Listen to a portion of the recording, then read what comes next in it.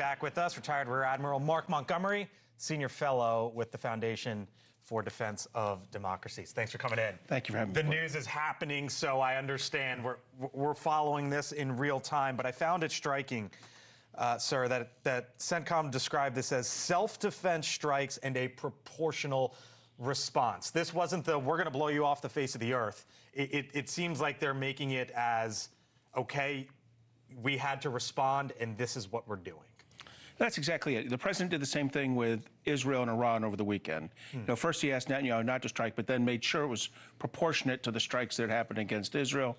Now he's doing the same here. He wants to keep a lid on this so he can get to the negotiation process. So there will be a proportionate response. It will be more than last week's proportionate response where the weapons missed, where the U.S. shot down the missiles headed at ships and headed at land. Now that they've hit a U.S. Apache, something's hit that. I think it's a increased response, but still proportionate to the attack in the sense that it's going to strike maritime targets in the Bandar Abbas, Strait of Hormuz area. Why are they striking there, and how do you determine those? Because that's a good way to keep it proportionate. You know it's military. You know it's the people who've been firing at you, striking at you. They've exposed themselves recently as they got up to fire, so you now have new dynamic targeting sets that you can get at. So to me, this is the perfect proportionate response. To go after like an economic target at this point would be escalatory. Did I sense some skepticism from you there on the strike against the helicopter? Well, I'm just not sure what hit it. When someone tells me a drone hit it, I've watched a lot of drone intercepts in Ukraine. I have not seen at this kind of range and distance a drone interception of a helicopter. I have seen missiles intercept helicopters or even missiles fired from drones. I haven't seen an actual drone intercept. There could have been a blind impact, or there could have been, or you know, they could have designed some tactic or technique. We'll have to see. So that's what I was going to ask you. What's the difference between a drone or a missile? Well, the explosive impact is going to be different. The speed of the, you know, a drone hits you at 140 knots.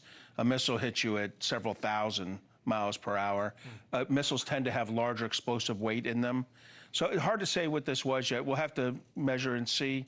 You know, we'll have to wait and see what the pilots say, what reconstruction of radars in the vicinity say, and what overhead imagery says. What does it say, speaking of that, Iran was able to take down a helicopter? Because we've heard from the president time and time again, they've got no military left. Does it shatter that narrative or no? Well, I think there's constant ballistic and cruise missile and drone launches. So, but I think in general, small boats Iranian small boats are not rushing up to the U.S. ships that are in the strait and the merchant ships that have been going through the low numbers there because of the presence of A-10s and helicopters.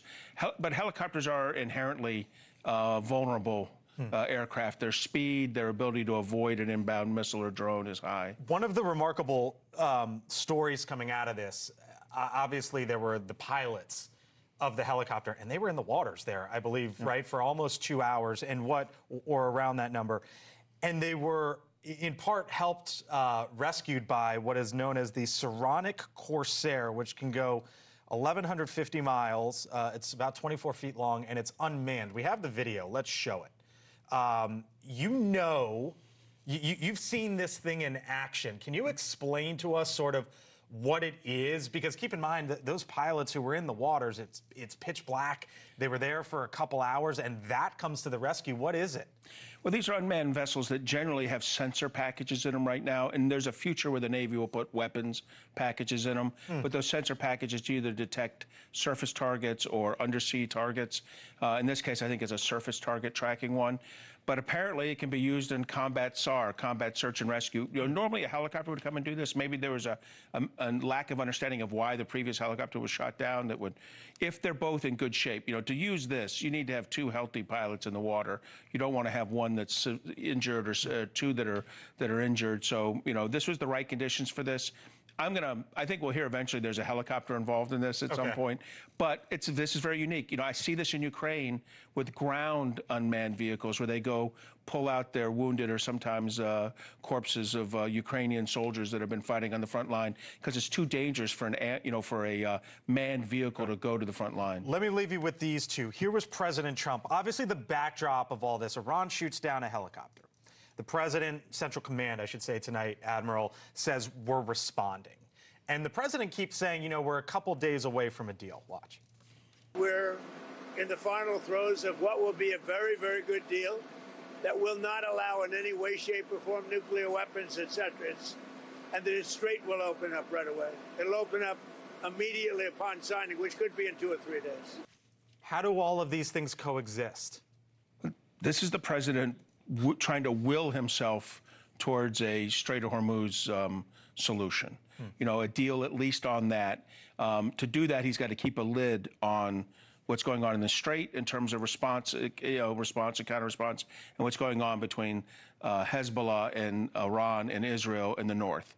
If he keeps a lid on both of those, maybe he can get to this agreement. Here's what I want to show our audience. You know this, but Frank, let's come over here for a second, because this is the assets that are in the region, as the Admiral knows. But I just want to show you what is still in the region, and I'm showing you this considering the backdrop tonight of where everything is, right?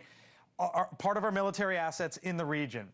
This is what's no longer there, the USS Winston Churchill, the Mahan, the Bainbridge, and the Sherman. And then about 10 days or so out is the Boxer, the Comstock, and the Portland. So, Admiral, if the president has to continue to engage and continue to respond, what do you make of that presence there in the region this evening?